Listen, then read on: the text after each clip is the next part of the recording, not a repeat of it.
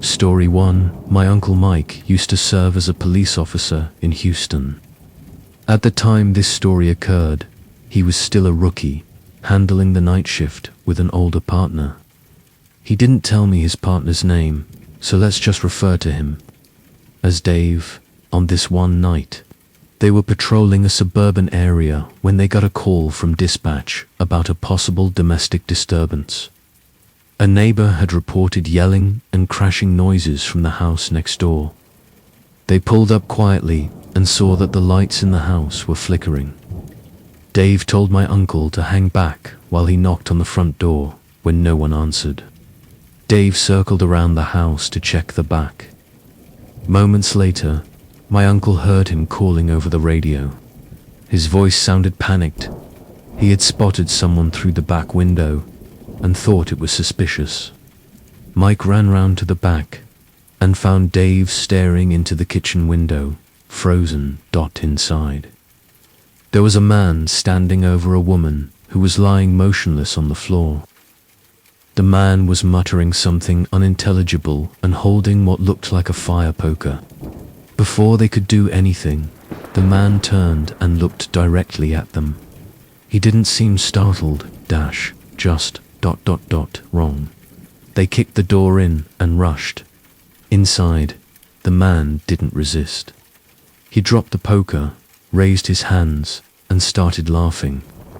That laugh, my uncle said, didn't sound human. It was like something out of a nightmare. The woman, thankfully, was still alive, but had several injuries. Later, they learned the man was off his meds and had a long history of violent psychosis. He claimed the woman was possessed and he was trying to free her soul. My uncle said that night haunted him for years. It wasn't just the violence, it was the way that man smiled as they cuffed him, like he'd done something holy. Story 2. This happened to a close friend of my dad's who worked as a sheriff's deputy in rural West Virginia. He shared this with my dad during a barbecue years ago, and I'll never forget the way his face changed when he told it. He said it was during one of his solo night shifts. Most of the job out there was quiet, just checking on properties, patrolling empty roads, and occasionally dealing with drunk drivers. But that night, he received a radio call from dispatch about an abandoned vehicle found on an old logging road deep in the woods. The strange part was, the caller didn't identify themselves, they just whispered the location and hung up. He drove out there, found the car, and noticed it had its headlights still on and the driver's door wide open. He called it in, then started looking around. The woods were deathly quiet, no wind, no bugs, nothing. That kind of silence in the forest just didn't feel right. As he moved toward the trees with his flashlight, he caught sight of something hanging from a branch about 10 feet off the ground. It was a tattered jacket, like someone had tossed it up there. Beneath it were deep scratch marks in the bark, like claws had torn into the tree. Before he could investigate further, he heard heavy breathing behind him. He spun around, gun drawn, but no one was there. Then came a loud snap from deeper in the woods. That was enough. He backed up to his cruiser and waited for backup to arrive. When they did a full search, they never found the person who called it in. No footprints, no signs of a struggle, just the abandoned car and the clawed-up tree.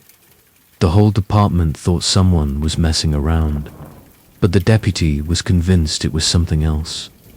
He never went back to that area again, and even years later, he refused to talk about what he thought he heard that night. Story 3, back in 2011. I worked night security at a corporate office park. It wasn't exciting, mostly walking around empty halls, checking cameras, and unlocking doors for the cleaning crews. I used to enjoy the peace, until one night changed all that. Around 3 a.m. I was monitoring the cameras when I saw movement. On the third floor, that floor was completely vacant. No businesses operated there anymore. I zoomed in and caught a blurry figure standing by the elevator. I radioed my coworker, who was patrolling outside, and told him to meet me up there by. The time I reached the third floor, the hallway was empty. The elevator hadn't moved. I called out, but no response. Then, suddenly, all the lights in the hallway flickered off, leaving just the emergency lights on. At the far end of the hall, a door slowly creaked open. My heart was racing. I stepped forward, shining my flashlight, and that's when I heard it whispering. Not just one voice, but a bunch of them, like a crowd mumbling under their breath. My radio crackled. My coworker said he couldn't access the building. Every door had locked itself.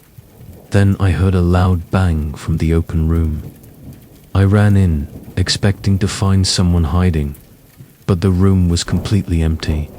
Nothing but dust and old cubicles. The temperature had dropped significantly, and I could see my breath.